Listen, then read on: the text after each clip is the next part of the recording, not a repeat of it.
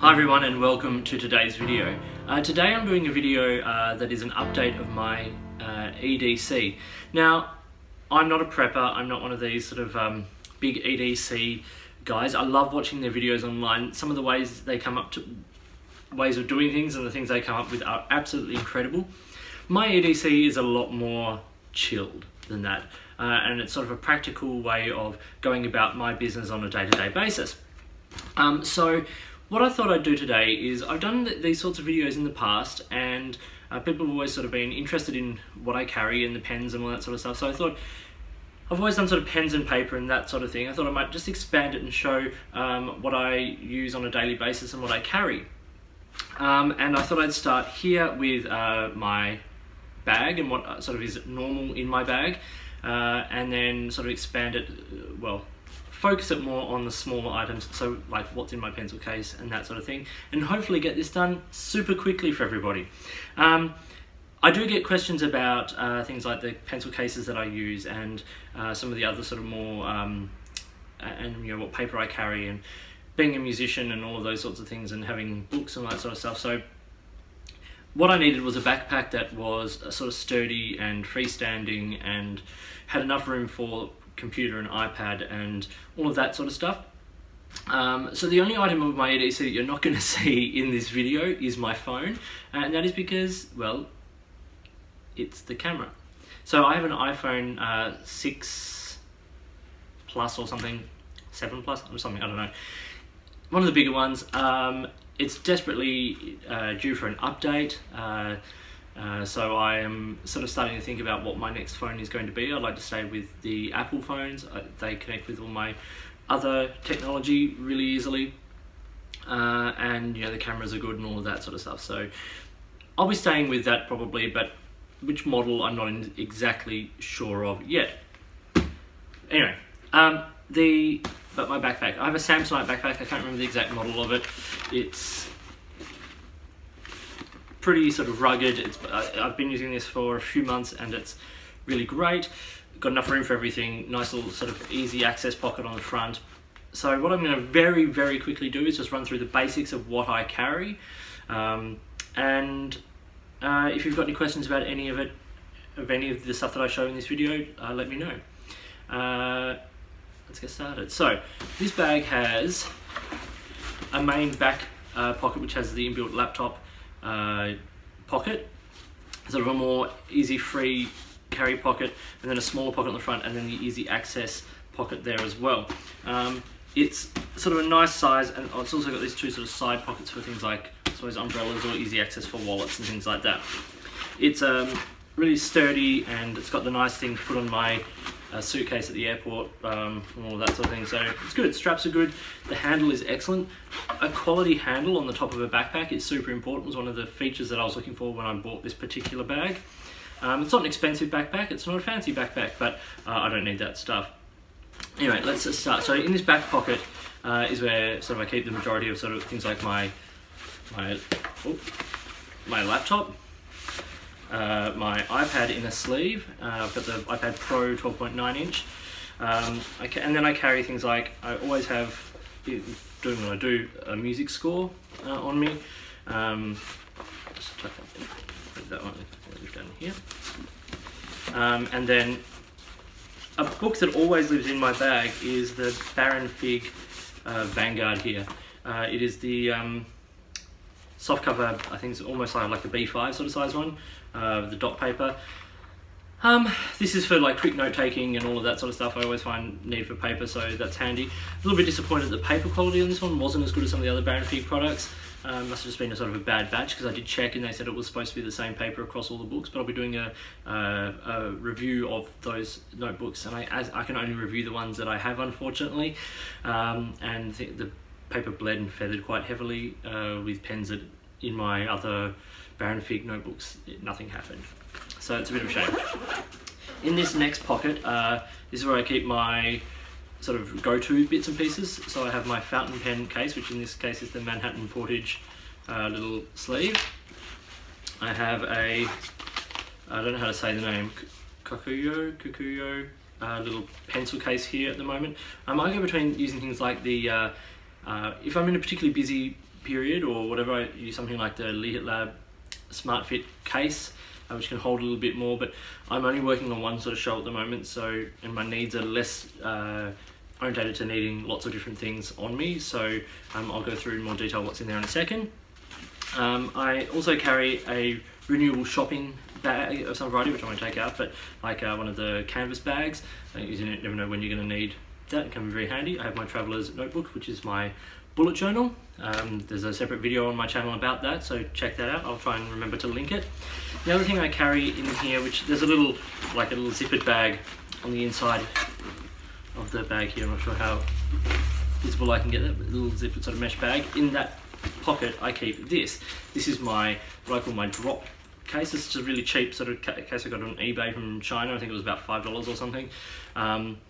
I won't go into detail sort of what's, too close to detail into what's in here, but this is for like, all the cables and, I carry some, I'm type 1 diabetic, so I carry chocolate around with me, just in case. Power bank, earplugs and lip balms and connectors and power cables and earphones and Nurofen and all of those sorts of things that can come in very, very handy. So this little bag is in this pouch in there, and it is easy just to pick this up and put this into another bag when I'm using, say, my satchel or something like that, where I don't need quite as much as the backpack provides.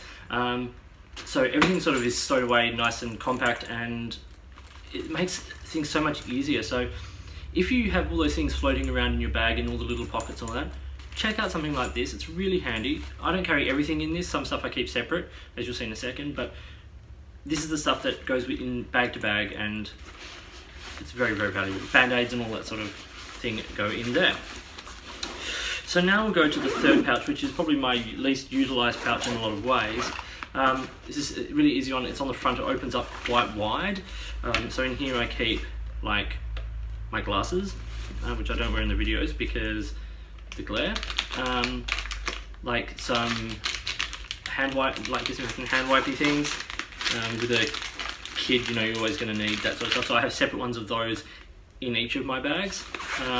Also keep some random bits and pieces in here, things like deodorant and a pair of socks, and also a keep cup sort of thing in case I forget to bring my beautiful Frank Green keep cup. Then the last pouch here is the front pouch. This is where the really simple, easy stuff goes. Earphones, hand sanitizer again, things like lip balm, and my sunglasses when I'm not wearing them in a little slip.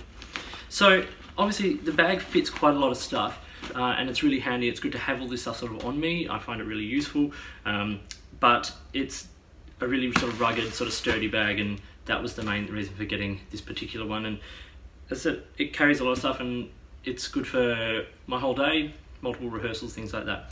Now, I'm going to change camera angle now, and we'll look at some of the pencil cases in just a little bit more detail and see what's in there.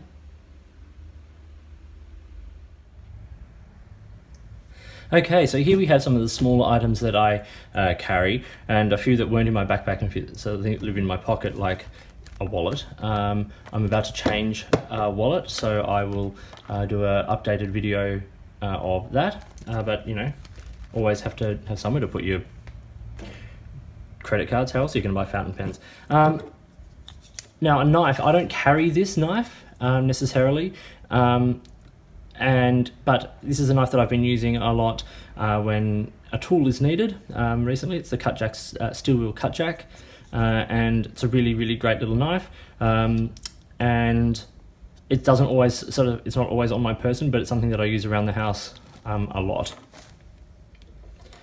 Then of course things like keys. And I always have a little one of these hooks on my keys. This is just a cheap one from Daiso, it's not for climbing, but attach that to sort of one of the hooks on my bag, and always have your keys really nice and handy there on you. Also you can hook it onto your belt when you put them in your pocket, so that you don't feel the weight of your keys in your pocket, which is always really nice. Okay, sunglasses of course. Then we get to some of these sort of items. Now here I have, this is an Aston leather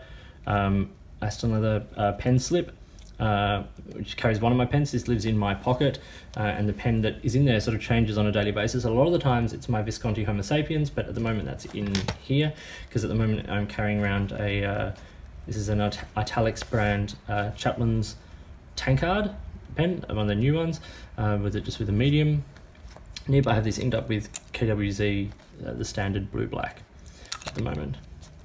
It's a really interesting pen. Reviews coming. And also there'll be a video about this pen slip. I've used a lot of pen slips over the last couple of years, and I think this is a really good one, and they're so affordable, so watch out for those.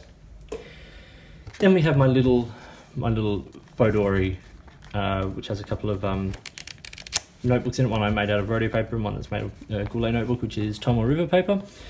This is really handy for my everyday sort of to-do lists, so that I don't have to keep my traveler's notebook in my pocket for my, I can write out weekly to-do lists in here, transfer them into the daily list in here for, shopping lists and that sort of stuff. Really always great to have notepaper on you, and this fits in the back pocket of most of my pants, which is really handy. Then we come to the two pen cases. So this is, I don't know how to say, Kokuyo, I'm going to say. This is a really cool little pencil case. Now, as I said, I'm only doing one shot at the moment, so I'm not needing tons of things and all the extra bits, because it's sort of in a groove at the moment, so I can simplify what I carry, and this is a great case for that. It's super compact, it's quite strong, and when it opens up into a pen tray, which makes things so easy. So in here I just keep some like tabs, a pencil sharpener and eraser. I don't use that much. I carry around a couple of pencils and a mechanical pencil. So here I have the volume 4 Blackwing, which is one of the new ones. Then the volume 33 1/3 Blackwing, which is very cool. More earplugs. I carry around a few sets of earplugs because we put ourselves into a lot of very noisy sort of situations as opera singers, with orchestras and all that sort of stuff. So it's really handy to be able to block out some of the noise occasionally to protect our hearing. Pilot Friction pen. I write in my scores with this because it's easily erasable. A couple of Faber-Castell highlighters. I do love Faber-Castell a lot. It's one of my favorite brands. A little ruler, some 2B 0.5 leads. I have also use 4B 0.5 leads, but the 2B same here. A Pilot Varsity V pen. Always handy to have a black pen, because I don't generally have a fountain pen inked up with black much anymore. I have one that lives on my desk that's inked up black, but on the go, this ends up being what I write like in my bullet journal with and things like that. A Retro 51 rollerball. I can't remember the exact model. It's like the pure tradition, pure malt version of the Uniball multi-pen thing, which so it has a black and a red and then a mechanical pencil in it. The mechanical pencil's great. And then I always carry around a pencil that I can loan to people, because this won't come back, and I'd rather lose this than lose one of these. Price point is important. So that's what I carry in there.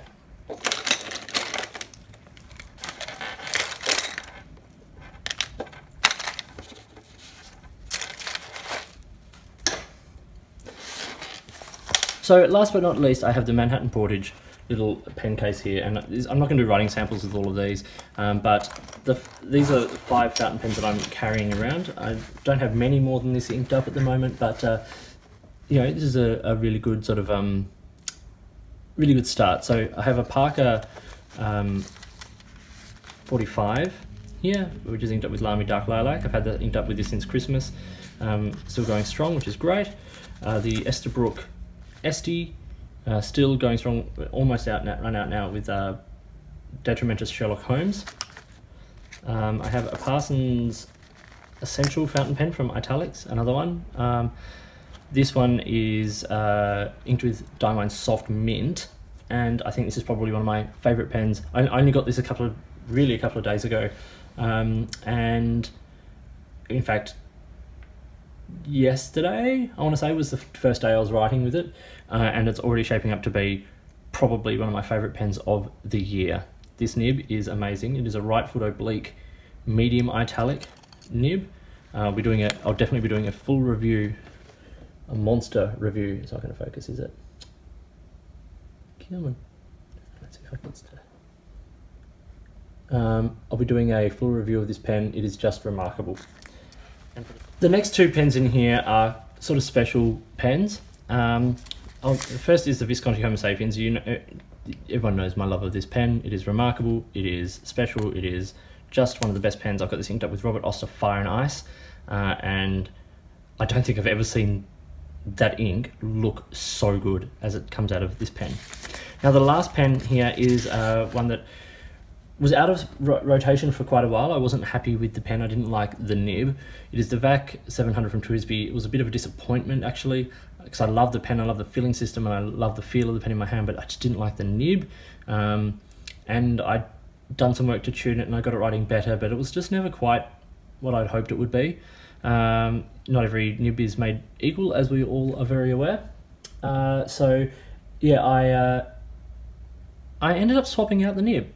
So for Christmas, my wife got me a Bock titanium nib, which is amazing.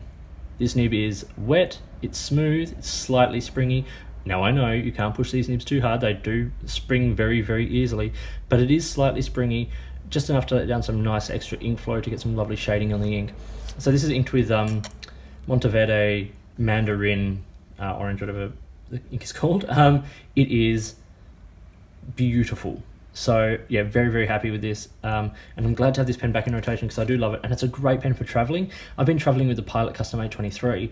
This pen is like a third the price, at least a third, maybe even less than that, of the Pilot. And so if this pen goes missing, I'm not going to fret it so much. Yeah, with the titanium nib, it adds an extra, 80 to 100 bucks, but it's still easier to replace this than to replace the 823, and as I left a couple of TWSBI pens on a plane a couple of years ago, I know the feeling of doing that. So of course I'm going to try not to, but if it happened to happen, I'd rather lose this than the Pilot. But it's great to have this back in rotation. So I hope you found this video useful. If you did, please give it a thumbs up and subscribe to the channel. Hit the notifications button if you want to stay up to date with the videos that I produce. Please feel free to get in touch using any of the platforms listed below. You can find me on Instagram or Twitter at @the_offstage_me. So drop me a message over there. I'd love to see what you're up to. If you've got products you think I should be looking at, please get in touch. Or if there's a way you'd like to support this channel, drop me an email or a message and let's see what you can do. In the meantime, enjoy your pens. Let me know what you're carrying and I'll talk to you later.